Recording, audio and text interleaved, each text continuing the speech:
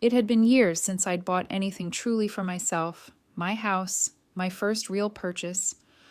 Not a house for my daughter and her kids, not a house to accommodate anyone else, just a place for me. After years of compromises, of opening up my home and my heart, this was supposed to be different. This was my time. I had sold my old house, cashed in what I had, and taken the insurance money left after Harold passed. I'd even dipped into the modest inheritance my sister May had left me. The house I found was perfect, small but just right for me. A yellow 2-bedroom cottage by the lake, with an old fig tree in the back and a screened porch. Peace, quiet, freedom, or at least that's what I thought it would be. I arrived early that morning, ready to start unpacking. I had planned to settle in, get the kitchen ready, and start feeling at home. The grocery bags were still in my hands when I stood at the front porch, looking through the window. I froze. There they were, Abigail and Greg, lounging on my sofa, a sofa I hadn't even unwrapped yet, making themselves at home. "Hey, Mom!" Abigail's voice drifted through the window, so light, so casual. It was almost as if she were suggesting a place for me to sit at brunch. "This is ours now, you know. You're always welcome to visit, of course, if you just call ahead." I felt my grip tighten on the grocery bags. Ours now? Greg looked over from the couch, casually raising a beer in my direction, his grin wide.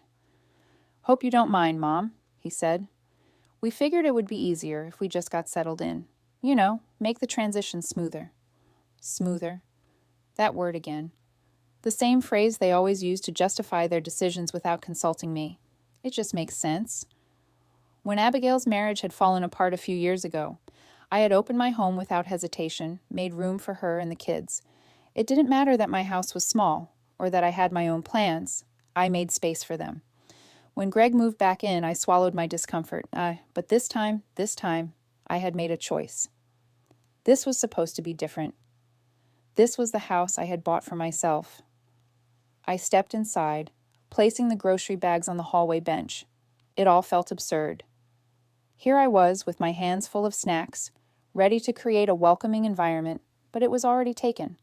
Abigail's yoga mat was draped over the stair rail, a phone charger plugged into a wall I had planned to paint. Greg's beer bottle was set down on the table. These were not the actions of people who were guests. They were already moving in, assuming a place in my home that wasn't theirs to claim. "I thought I'd get the kitchen settled today," I said, my voice slow as I tried to process the scene before me. "You know, get it ready so we can start cooking." Abigail glanced over, her tone light and almost cheerful. "Yeah, we figured we could help with that. Make it smoother for you. You don't need to worry about it." I walked past them, stepping into the kitchen. The space was still unpacked, and the grocery bags felt ridiculous now. I had just made a trip to settle in, but everything in the kitchen was out of place. Their items, their mess. It didn't feel like mine anymore. Even the dining room had a new placemat with Greg's initials on it. The kids had already picked their rooms. Everything was already theirs. Greg caught my eye as he took a sip from his beer. "I mean, it's just easier this way, right? We're family. We just want to make things better for you." I felt a knot in my stomach. He was right. He was family. But so was I. I had spent my whole life making room for others, making things easier for everyone else, but it had come at the cost of myself. The truth was undeniable. I had let this happen. I had allowed them to walk in, to claim this space without even asking. And I had allowed it because I had been afraid. Afraid of what would happen if I said no. Afraid of being seen as the selfish mother, the cruel one, the one who wouldn't help. The emotional cost was higher than I ever anticipated. I stood in the kitchen, looking at my reflection in the window, and I realized that I didn't recognize myself anymore. I had always put everyone else first, made compromises, stayed silent to keep the peace. I had let Abigail and Greg believe that my home, my life, was something that could be shared without my consent. But as I stood there, the realization hit me harder than any of their words had. This house was supposed to be mine, and I had to make it clear that it wasn't for them. I left the house, the groceries still sitting on the bench, my mind racing. As I drove back to my temporary rental, I passed all the familiar places, the bakery that always overcharged for pastries, the hardware store where Harold used to waste entire weekends pretending to need parts for projects he never started. The town had been home for over 50 years, but now it felt like a stranger's town, like I didn't belong here anymore. It was the first time in my life that I felt truly displaced. When I got home, I didn't turn on the lights.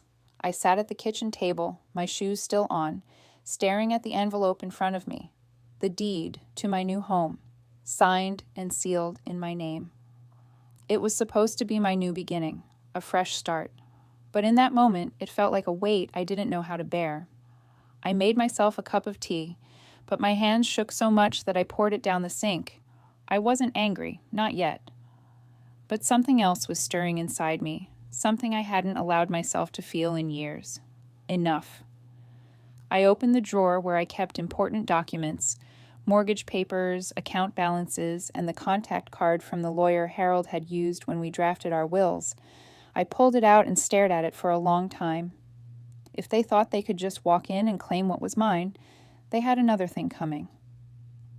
This house was mine, and I wasn't going to let them take it without a fight.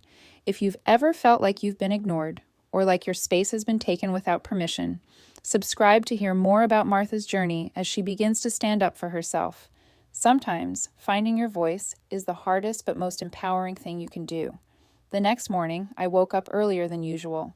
It wasn't a habit, not like the days after Harold passed, when every morning felt like a reminder that the world had moved on without him. But now, the house felt different, empty in a way that was new to me. It wasn't the silence that bothered me. It was the absence of choice. I had spent too many years letting my life be dictated by everyone else's needs. And now, for the first time in ages, I had my own space, my own life. But it didn't feel like mine yet.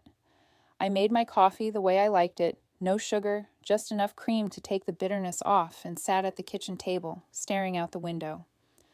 The lake shimmered in the early light, the breeze rustling the branches of the old fig tree in the yard. I could almost pretend nothing had happened. I could close my eyes and ignore the fact that my family, the people I'd given so much for, had barged into my home without even asking. But I wasn't going to do that anymore. I had a plan. Or at least, I had a decision. I wasn't going to let them make me feel like the intruder in my own life. I would make my space my own. No compromises, no apologies. I spent the morning gathering my thoughts, organizing the papers I had kept for years. They were all reminders of my life, the mortgage papers, the legal documents, the old bills I'd paid. Each paper held memories of sacrifices, of moments I had given up something for the sake of my family, of the years I had let my own needs fade into the background. But not anymore. Not anymore. By midday, I had made up my mind. I was going to take action. I called the locksmith. "Can you come by this afternoon?" I asked, my voice firm. "I need the locks changed." The locksmith agreed to come over in the afternoon, and I spent the next few hours pacing the house, organizing the clutter, and preparing for what would come next. It wasn't just about changing the locks. It was about taking control. It was about reminding myself that I had a right to exist in my own space without feeling like I had to apologize for it. At 3 p.m., the locksmith arrived. He was a young man, polite and professional, who greeted me with a friendly smile. He didn't ask questions, just got to work. I watched him replace the locks on the front door and the back, my heart pounding in my chest. I didn't feel guilty. Not anymore. Then I heard the sound of a car pulling up. I knew it was Greg and Abigail before I even looked out the window. They were coming back to my house, acting as if they still had every right to be here. I felt the anger rise in me, but I kept it in check. This was it, the moment I had been waiting for.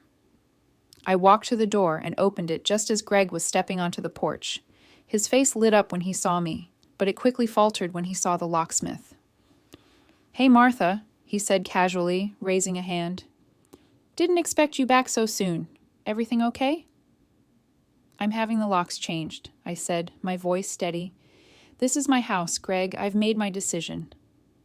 He blinked, clearly taken aback by my boldness. "What do you mean? We thought we were just helping. We're a family." I didn't back down. I stepped outside, closing the door behind me. You thought wrong, I said, meeting his eyes. You moved in without asking. You took without permission. I'm done letting that happen. He opened his mouth to argue, but I held up my hand, cutting him off. I don't need your help, not anymore. Abigail arrived just as I finished speaking. She stepped out of the car, her eyes scanning the scene, and her expression changed from one of surprise to frustration. What's going on here? She demanded, walking toward me. I'm having the locks changed, I repeated, my tone unwavering. I'm not going to let you take what's mine, Abigail. Her face reddened with anger. Mom, this isn't right. You're making this harder than it needs to be. We thought you'd be happy to have us here. The kids miss you. We miss you. I'm not making it harder. You are, I said, my voice colder than I intended. You assumed that because I've always given, you could just take. Well, I'm not doing that anymore. This house is mine, not yours, not ours. Mine. Abigail stepped back, her hands shaking. I could see the hurt in her eyes, but there was something else too, something darker. She had grown used to my silence, to my willingness to give. She wasn't used to me standing my ground. Greg shifted uncomfortably, his expression changing from annoyance to something closer to guilt. Martha, we didn't mean to step on your toes. We just thought, you were lonely. We thought we were helping. You didn't ask, I said, my voice softer but firm. You didn't listen to me when I said I needed space. You took without asking. That's not help. That's entitlement. Abigail's face twisted in frustration, but she didn't say anything. She just stared at me, as if waiting for me to back down, to give in like I always had. I stood there in the doorway of my own home, watching her struggle to understand why I wasn't giving her what she wanted. I wasn't angry, not really. I wasn't trying to hurt her. I was trying to save myself. I'm giving you until 6 p.m. to take your things, I said, my voice resolute. After that, it's mine to deal with. Greg shook his head, as if he couldn't believe what was happening, but Abigail didn't argue. She just turned and walked back to the car, her shoulders hunched in defeat. Do you feel like you've ever been pushed aside or taken for granted in your own life? Subscribe now to follow Martha's journey as she starts standing up for herself and takes back control of her future. Sometimes it's the hardest thing to do, but it's always worth it. I closed the door behind me, the weight of my decision sinking in. For the first time in years, I felt something stir inside me, a sense of ownership, not just of my house, but of myself. The rest of the evening passed quietly. I didn't go back to the house. I stayed at my rental, the quiet pressing down on me. I knew what was coming next. The emotional manipulation, the guilt trips, but I was ready. And just as the clock struck 6 p.m., the phone rang. It was Abigail. I didn't answer. I didn't need to. The days after Greg and Abigail left were quieter than I ever imagined. It was as if the house, which had felt like a battleground only days before, had finally exhaled a long-held breath. Everything was still, but not in a way that felt oppressive. For the first time, the silence wasn't something I had to endure. It was a welcome reprieve. It was mine, all of it. I was finally home. I spent the next few days settling into the space that had once been a dream, carefully rearranging, organizing, and reclaiming each corner. There was no rush, no one asking for favors or needing me to put their lives ahead of my own. There was only the slow rhythm of my own time. I woke each morning at dawn, not because I had to, but because my body had finally reset. For so many years, I had woken to the sound of demands, the weight of the world pressing on my chest. Now I woke to the calm of a house that didn't need fixing. For the first time in decades, I felt like I could breathe deeply without the constant worry that someone was going to need something from me. I started small. A walk around the lake, a quiet afternoon on the porch, little things that used to feel impossible when I was constantly being pulled in different directions. But now, each moment felt like a gift, one I wasn't willing to squander. By the end of the week, I had made up my mind. I was going to visit Mr. Lewin, Harold's old lawyer. The house was mine legally, but I needed to make sure that it was secure, that no one could take it from me, no one could come in and claim what was mine again. I didn't want to dwell on it, but I knew it had to be done. If Abigail and Greg were willing to walk in without permission, I wasn't about to leave anything to chance. The drive to Lewin's office was short, just a few minutes down the road, but I felt every second of it. I wasn't nervous, not exactly, but I was anxious. This was a new kind of strength I was walking into, a new version of myself that wasn't afraid of what would happen when I stopped being quiet. When I walked into Lewin's office, he greeted me with the same warmth he always did. He was an older man with a kind smile and a firm handshake.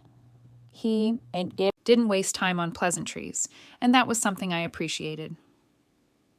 "Miss Grayson," he said, motioning for me to sit down. "How are you doing?" "Getting better," I replied, settling into the chair. "But I need to make sure this is all taken care of. I want to know for certain that the house is secure." He nodded, his expression turning serious. "I understand. We'll go through everything. Make sure the deed is clear, no co-ownerships, no loose ends. You're well within your rights, but let's go over it all, just to be sure." We spent the next hour reviewing the legal documents the will Harold and I had drawn up, and the deed to the house. I wasn't surprised by anything, but it felt good to know for certain that everything was in order. The house was mine, legally, emotionally, and now, finally, in every sense of the word. I signed a few papers, and Lewin assured me there were no loopholes, no way anyone could claim a piece of it. As I left his office, I felt a weight lift from my shoulders. It wasn't just the paperwork, though. It was the realization that I had finally taken control. The house was mine, but more than that, I was mine. I had made a decision for myself, and no one could take it away. The next few days were spent in a kind of quiet bliss. The sun was warm, the days were long, and I didn't have to answer to anyone. There were no phone calls from Abigail or Greg, no guilt-laden messages, no demands. Just me, the house, and the life I was finally starting to build for myself. One afternoon, as I was sitting on the porch with a cup of tea, a car pulled up. I didn't recognize it at first, but then I saw the familiar shape of Abigail's SUV. She didn't park in the driveway. Instead, she just pulled up in front of the house and sat there for a few minutes. I didn't rush to the door. I just watched her. Eventually, she got out of the car, slowly, as if she wasn't sure what to expect. Her eyes scanned the house, lingering on the front door, then drifting to the porch. I stayed seated, my hands wrapped around my tea, and waited. After a long pause, she stepped up the stairs to the porch. "You're not going to invite me in?" she asked quietly. I looked at her, not angrily, but with a clarity that surprised even me. "No." She looked down at her shoes for a moment, then back up at me. Her eyes were tired, her face older than I remembered. For the first time, I saw the weight of everything she had carried, the guilt, the exhaustion. She had always been the daughter who needed, the one who assumed I would always be there, just as I had always been. But now, things were different. "I don't want to fight, Mom," she said, her voice wavering. "I just thought we could work this out. I thought you'd want us close. The kids miss you. I miss you." I didn't say anything at first. The words she was offering were familiar, but they didn't hold the same weight anymore. They didn't have the power to make me second-guess myself. I had heard them too many times, each one accompanied by a request, a demand, an assumption that I would always be there to take care of things. "You thought wrong," I said softly. "This house isn't for you. It's for me. And I'm not going to give it up. Not anymore." There was a long silence between us, a thick, uncomfortable silence that hung in the air. I could see her struggling, trying to figure out how to respond, how to fix this, but it wasn't something that could be fixed with words. The damage had been done over years, and it wasn't going to disappear just because she asked for it. "I brought something," she said after a moment, reaching into her coat pocket. She pulled out an envelope and handed it to me. I didn't open it right away. I just held it in my hand, feeling the weight of it. Another letter. Another attempt at reaching out. Another attempt at rewriting the story. "I just wanted you to know I'm trying to understand," she said quietly. "I can't change everything, but I can try."